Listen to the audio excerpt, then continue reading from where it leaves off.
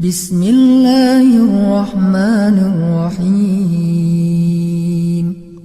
Wa idza sa'alaka ibadi anni, kalau hambaku bertanya kepadamu, di mana Allah? Saya pengen curhat. Wa idza sa'alaka ibadi anni fa inni qarib.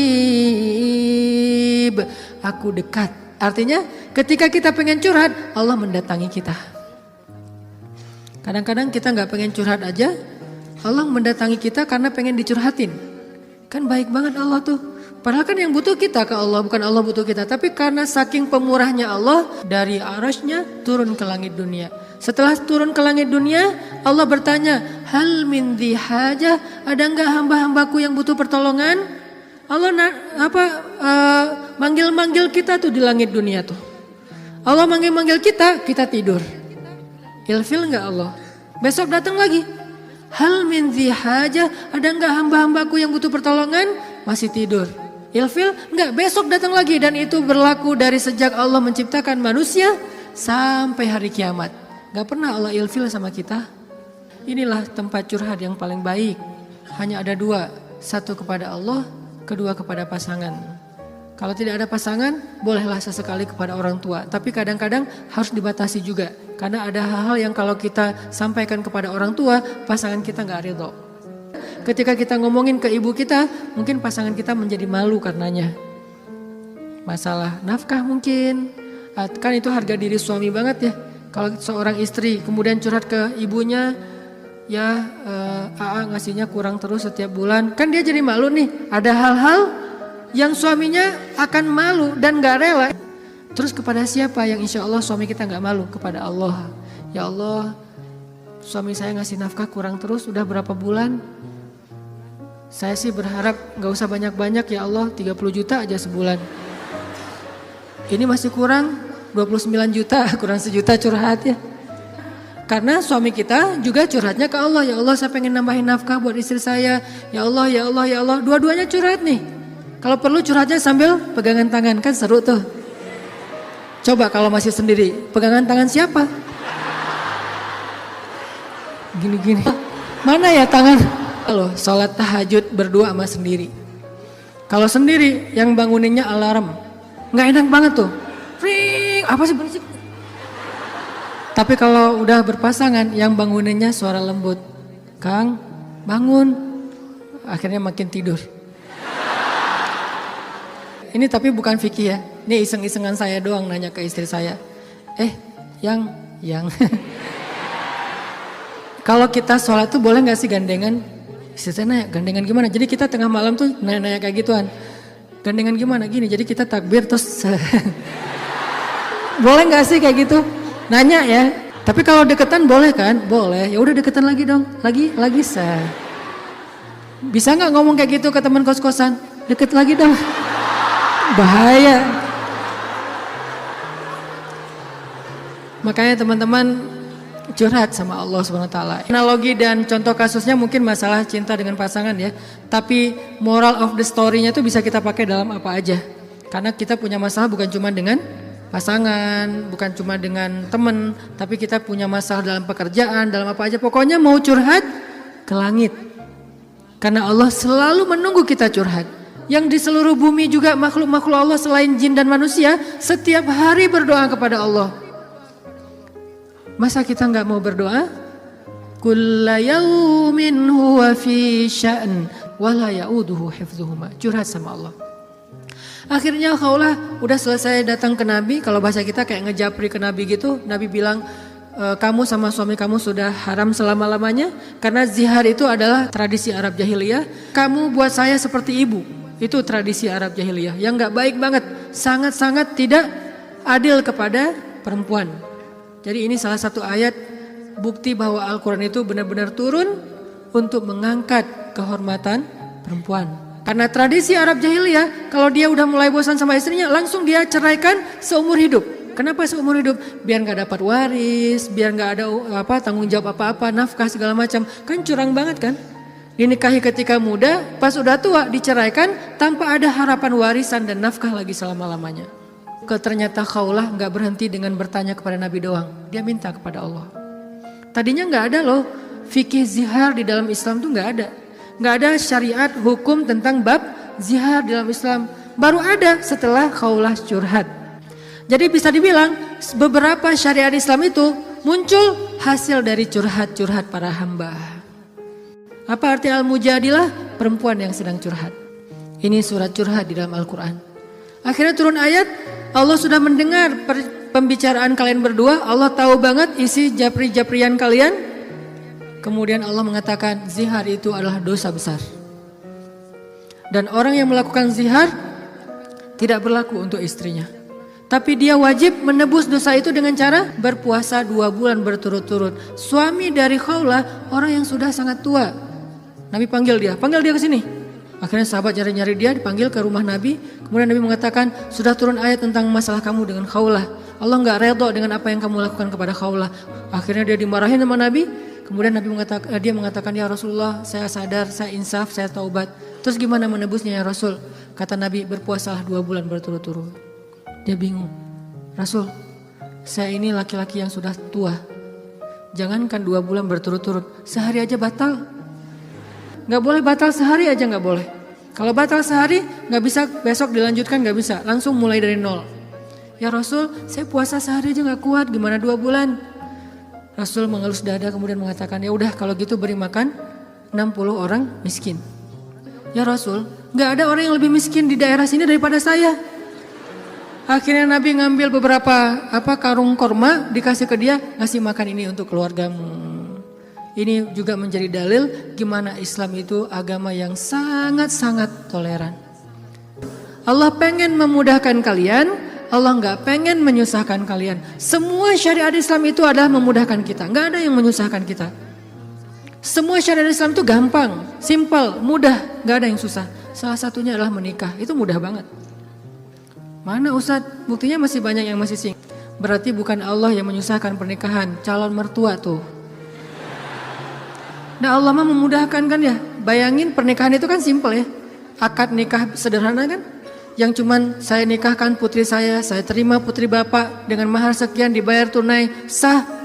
Akhirnya berubahlah status, berduaan apalagi dan seterusnya apalagi dosa aja isinya. Sekarang berubah.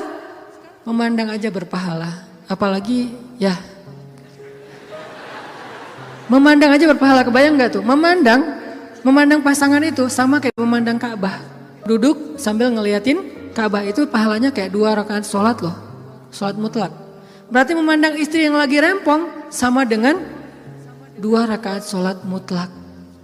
Baru memandang gimana menyentuh, gimana mengecup keningnya, gimana memeluknya, gimana dan gimana. Ibadah sholat mudah banget, gak bisa berdiri, duduk. Gak bisa duduk, berbaring. Gak bisa sholat tepat waktu, dijamak. Gak bisa menjamak, dikosor, dikodok. Kenapa dikodok? Soalnya ketiduran. Yang penting jangan istiqomah. Masa mengkodok istiqomah ya? Jam 9 pagi, sholat apa itu? Kodok subuh. Sekalian dijamak dengan duha. Istiqomah udah setahun kayak gitu. Nah ini. Kayak misalnya kita pulang malam, belum isya nih. Tadi pas isya, pas lagi di jalan macet-macetan, sampai di rumah capek banget, mandi segala macam, makan, akhirnya ketiduran. Lupa kalau kita belum salat isya, bangun-bangun subuh, oh iya ya semalam saya belum isya. Gak apa-apa, lakukan ketika kita ingat. Karena itu lupa atau gak sadar atau gak tahu ilmunya. Balik lagi, akhirnya Allah turunkan ayat untuk ngebela Khawlah bintu Sa'labah. Kenapa? Curhat kepada Allah. Jadi butuh cinta, butuh ditambahkan rasa cinta, butuh diharmoniskan perasaan cintanya, minta kepada Allah karena cinta itu dari Allah Subhanahu wa taala, bukan dari makhluk. Hati kita itu ada di antara jemarinya Allah, ada di dalam genggamannya Allah. Kadang-kadang kita sendiri nggak berkuasa untuk nolak apa yang diinginkan oleh hati kita sendiri loh. Dan saya ngebuktiin banget, saya sering bilang saya itu bukan tipe istri saya banget. Ada 4 hal yang istri saya nggak mau, 4-4-nya ada di saya. Ketika sebelum ketemu saya pokoknya saya nggak mau ini, aduh nggak mau banget deh, nggak banget deh. Makanya jangan gampang nyumpahin ya. Nanti malah dikasih seperti yang kita sebutin. 4 hal yang saya nggak pengen banget ada suami saya yang 4 ini, ternyata pada diri saya ada 4-4-nya. Ya Allah, tundukkanlah hatinya untukku.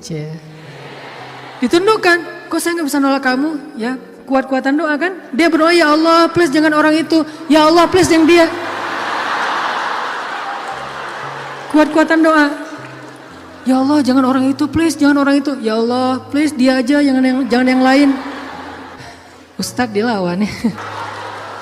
Doa. Jadi minta sama Allah itu gampang banget loh. Hidup kita tuh cuma masalahnya cuma gini doang. Buat saya hidup saya tuh modalnya bukan duit, bukan teman, walaupun itu semuanya penting dan berharga, tapi modal paling penting dalam hidup saya tuh ini.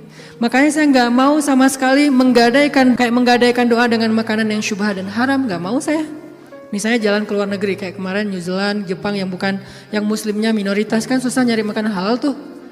Mending lapar daripada saya akhirnya mencari-cari alasan, ini kan darurat kan udah nggak ada pilihan segala macam. Ini kan makannya ikan tapi kan satu minyak dengan makanan yang nggak halal. KFC kalau di luar negeri itu halal. Mungkin kalau di Singapura McD KFC-nya udah ada label halal. Tapi kalau di beberapa negara yang lain nggak ada label halal. Walaupun ayam kan bukan babi Ustaz, bukan pork. Tapi kan dia nggak disembelih dengan nama Allah. Saya nggak mau. Pengen ngerasain gimana ya rasanya ayam goreng di mana gitu, ayam kriuk di mana, dia beda dengan di Indonesia. Tapi kan itu bahayanya bukan masalah hal haram, menggadaikan doa kita. Begitu kita makan, kenyangnya cuma sebentar, nanti juga udah lapar lagi, tapi doa kita ditolak 40 hari 40 malam. Gimana kalau pas lagi di luar negeri, terus kita ada masalah di imigrasi pas di bandara, kita berdoa gimana cara Allah akan mengabulkan? Kenapa? Modal kita dalam hidup tuh doa banget tuh. Saya ngerasa banget banyak keajaiban dalam hidup gara-gara berdoa. Bukan berarti saya udah soleh ya, bukan. Allah yang maha baik. Minta, ya Allah saya lagi butuh ini. Jadi duit kita teman-teman ada di sisi Allah. Jadi gak usah khawatir, tinggal minta. Teman-teman khawatir gak nyimpan duit di bank? Gak khawatir kan? Uang ada di bank 1M. Tenang kan? Kenapa kok tenang nitip uang 1M kepada manusia, tapi gak tenang menitipkan harta itu kepada Allah? Ini gak fair nih imannya nih. Kalau Allah lebih dahsyat daripada kartu dan buku rekening apa? Allah tidak pernah ingkar janji. La yukhliful mi'ad. Allah lah yang memberi kalian rezeki. Allah lah yang menjamin untuk kalian hidup. Sehingga buat saya pribadi, saya tuh orang kaya. Uangnya di mana Ustaz? Di Allah. Saya tuh orang kaya, punya banyak aset. Mana asetnya? Allah yang tahu. Saya nggak tahu, tapi Allah tahu. Kan gitu kan, sederhana sebetulnya, gampang banget. Duit ada di Allah. Sama kayak orang bilang, saya banyak duit, alhamdulillah sekarang ada beberapa ratus juta. Di mana? Di bank. Aman? Enggak. Walaupun kita merasa nyaman, tapi enggak aman. Kalau di Allah, kita enggak merasa nyaman, padahal itu yang paling aman. Tapi kan enggak ada wujudnya Ustaz. Emang di bank ada wujudnya? Tapi kan enggak ada bukti apa-apa segala macam. Apakah Allah pernah ingkar janji? Enggak pernah. Tapi nariknya gimana Ustaz? Kalau ke bank kita tinggal datang ke tellernya, kita minta. Kalau ke Allah lebih gampang, gak perlu macet-macetan ke teller, gak perlu ngambil nomor antri, tinggal gini doang. Lebih mudah. Gak ada tapi untuk Allah. Tapi itu hanya berlaku buat kita. Sebaik apapun kita ada tapinya. Tapi kan dia juga manusia. Minimal. Kalau enggak, tapi kan dia gak jujur. Tapi kan dia jahat. Tapi kan dia curang. Kalau dia orang baik, tapi kan dia manusia. Tetap ada kurangnya kan? Kalau Allah gak ada tapinya. Allah gak akan memberikan harta karena kekurangan. Allah maha kaya. Allah terlalu sibuk. Allah maha kuasa. Allah gak dengar. Allah maha mendengar.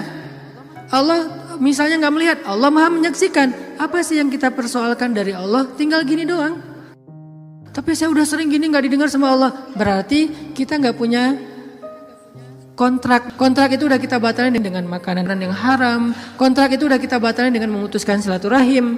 Kontrak itu udah kita batalin dengan berburuk sangka kepada Allah. Itu kan yang membatalkan kontrak. Begitu kita berburuk sangka kepada Allah, apa sih maunya Allah nih? Ya Allah, please tolong saya dong. Tapi ngomongnya apa sih maunya? Allah, batal kontraknya. Harusnya kita mengatakan, ya Allah bantu saya ya Allah. Saya yakin tidak ada sesuatu yang sia-sia dari takdirmu. Kita berbaik sangka kepada Allah, maka Allah pasti akan menunaikan janji. Wa aufu bi ahdi, ufi bi ahdikum. Tunaikan janji kalian kepada aku tunaikan janji aku kepada kalian. Modal itu doa banget teman-teman. Doa banget. Cinta, mau dapat sahabat, mau dapat pasangan, mau dapat kasih sayang orang tua, mau dapat doa dari orang-orang soleh, mau dapat rezeki yang berkah, mau dapat terutama cinta dari Allah. Caranya adalah menengadahlah ke langit bukan ke bumi. Sujudlah di bumi lalu memintalah ke langit. Maka Allah Subhanahu wa taala akan melimpahi kita dengan rasa. Tinggal kita yakin aja sama Allah.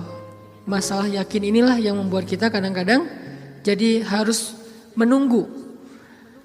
Menunggu keajaiban dari Allah tergantung tingkat keraguan. Makin besar ragu kita, makin lama kita menunggu datangnya pertolongan Allah.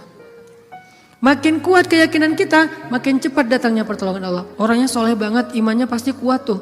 Tapi dia belum ditolong aja sama Allah. Nah, berarti kita belum paham cara Allah menolong kita. Allah nolong kita itu dengan dua cara, teman-teman. Pertama, pertolongan UGD. Apa yang dilakukan Allah? Allah akan menolong hati kita terlebih dahulu.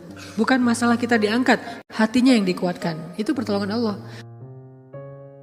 Tapi diuji oleh Allah dengan sakit, dengan kemiskinan. Kok Allah gak mendengar doa dia? Enggak, Allah mendengar doa dia. Terus apa bukti pertolongan Allah? Allah gak langsung ngasih dia duit, sembuh dan segala macam. Bukan, Allah kuatkan hatinya. Sehingga kita gak habis pikir, kok dia bisa bertahan ya dengan kondisi kayak gitu. Kok dia tetap bisa bahagia ya dengan keluarganya dalam kondisi kayak gitu. Ibu di rumah Teduh Sahabadiin itu, ibu ini pasien kanker apa gitu. Beliau udah parah banget dan dirawat sendiri di rumah sakit, gak ada yang jagain. Kenapa? Karena suaminya lumpuh. Kebayang gak tuh ujian rumah tangga? Anaknya masih kecil-kecil, salah satu anaknya tuh SMA ngurus ayahnya. Sementara suaminya lumpuh udah gak bisa ngapa-ngapain, maaf. Buang air kecil, air besar di tempat tidur, semuanya di tempat tidur, gak berdaya. Istrinya kanker stadium lanjut, dirawat di rumah sakit Hasan Sadikin tapi gak dapat kamar sehingga harus bolak-balik. Kalau bolak-balik ke rumah jauh, akhirnya tinggal di rumah Teduh. Cuman yang pertanyaan istri saya agak heran, udah berapa lama suaminya lumpuh? Udah 3 tahun. Istri saya ngelihat anaknya baru 1 tahun. Loh, anaknya baru 1 tahun ya? Iya. Suami udah lumpuh 3 tahun. Terus gimana caranya? Maksudnya masih bisa dikasih keturunan? Yang penting jangan dibayangin aja. Gak boleh ngebayangin. Kita hanya ngebahas hikmah. Bukan kok bisa ya? Masya Allah luar biasa ya, Allah masih tetap ngasih kebahagiaan kepada mereka, anak bayi sebagai hiburan buat mereka. Kalau suaminya lagi kangen anaknya dibawa ke rumah. Kalau istrinya lagi kangen dibawa ke rumah sakit, ganti-gantian, penyejuk hati mereka.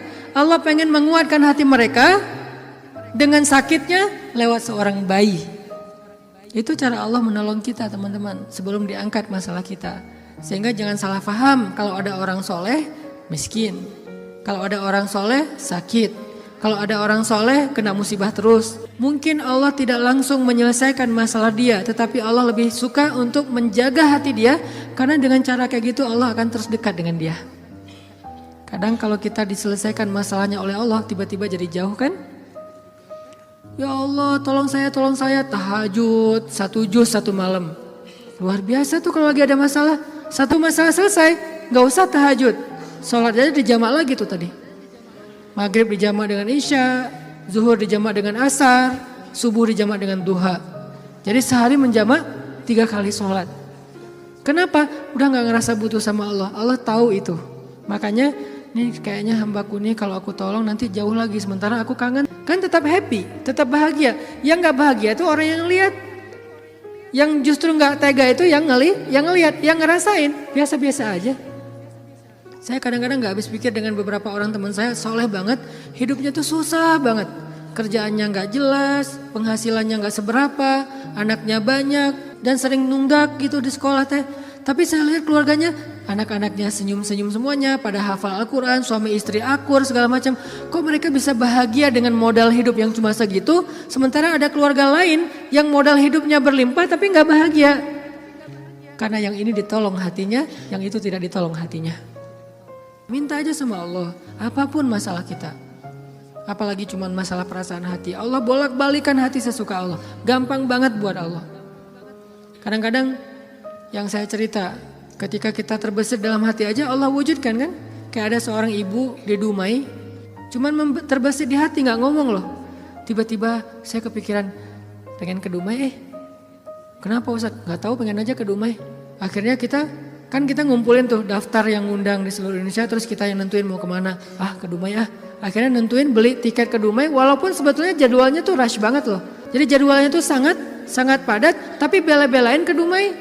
Kenapa? Allah yang menuntun hati saya, menggerakkan hati saya untuk datang ke Dumai.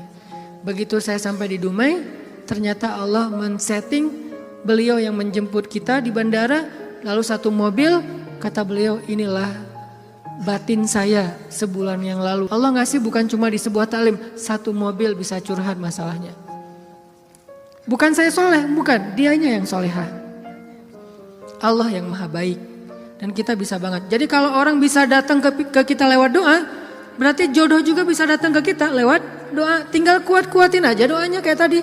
Saya pernah satu raudhah dengan seorang calon pejabat ya. Satu raudhah, dia lagi umroh, saya juga lagi umroh. Kita satu karpet hijau tuh raudhah. Kebenaran saya tahu beliau dan gak setuju dia menjabat karena banyak mudaratnya daripada manfaat. Dan saya tahu karena mau menjabat waktu itu, dan saya tebak-tebak aja nih kayaknya doanya supaya dia dipilih nih. Dia doa di sebelah saya juga doa di sebelah dia. Saya doanya pas dengerin kayaknya khusyuk banget doanya, nangis-nangis itu. Ya Allah tolong jangan kabulkan doa orang di sebelah.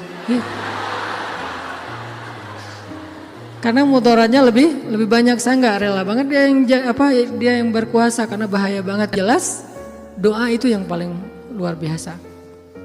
Sama kayak kita menjalani hidup, ada masalah dikit tinggal gini kan. Sama kayak kita ada asuransi, ada masalah dikit tinggal klaim. Cuman ngeklaim asuransi kan lama nih. Kita harus bayar 200.000 dulu, kita harus ada prosesnya dulu. Kalau ke Allah, kenapa kita ngeluh? Kok lama banget ya Allah, kok lama banget? Enggak, kalau kita yakin akad kita dengan Allah di sini. Makin kuat di sini, makin cepat Allah menolong kita, dan itu ajaib banget.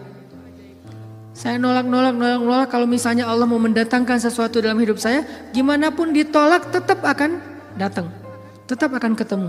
Alam yajidka yatiman fa'awa wa wajadaka dhallan fahada wa wajadaka ailan fa'aghna. Itu yang jadi modal kita. Bukankah dulu kita pernah ngalamin masa-masa sendiri kemudian Allah beri kita keluarga? Masa-masa ketika kita bingung Allah beri kita petunjuk. Fa'ammal yatima fala taqhar wa ammas sa'ila fala tanhar wa amma bi ni'mati rabbika fahaddis. Apa maksud wa amma bi ni'mati rabbika fahaddis? Nikmat Tuhanmu itu dibicarakan. Maksudnya apa? Untuk membuat kita makin yakin sama Allah. Ya, dulu kan Allah pernah nolong kita. Dulu kita pernah lapar, Allah yang beri kita makan. Dulu kita pernah bingung di sebuah kota mau kemana, Allah kasih kita tempat tinggal. Dulu kita pernah bingung sendiri, Allah kesepian sendiri, Allah kasih kita keluarga.